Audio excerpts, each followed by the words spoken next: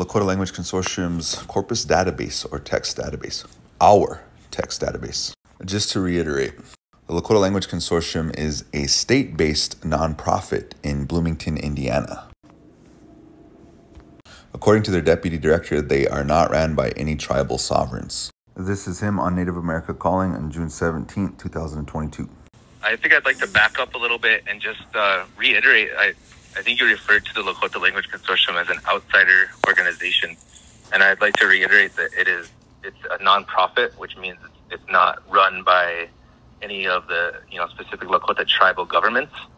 In the beginning, LLC supporter Leonard Littlefinger said that we need to have and establish our own database. He also said that for the entire Lakota-speaking locations to have access to it. The corpus database has the transcriptions, the recordings, raw data, translations, stories, songs, all of that stuff in it. The Lakota Language Consortium has been asked about this for at least 12 years. In an email with Ulrich, I asked about this.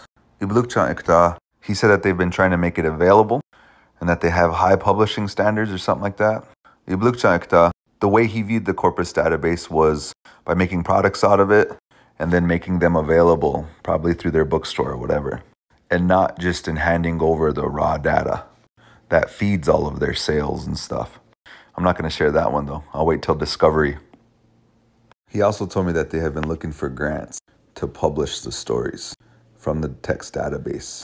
This is how they would make it available to us, I guess, instead of just sending over the raw data. November 2010, Ulrich spoke at the Tuswecha Tioshpai Language Summit. First, he talks about what's in the dictionary, our history, our culture, stories. If you are a native speaker, take your time every day and read a page of the dictionary.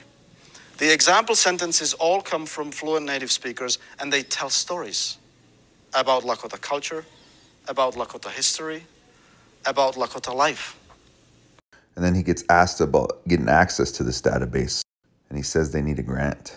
To download it would be difficult because the database is huge. You have to realize it has 40,000 entries, and it needs a strong computer server to run it, so it's not downloadable. But in the future, we hope to create a version on a CD that would be local, or we would have the sound and everything. It would be local. You could install it on your computer, but it depends on getting the grants for it.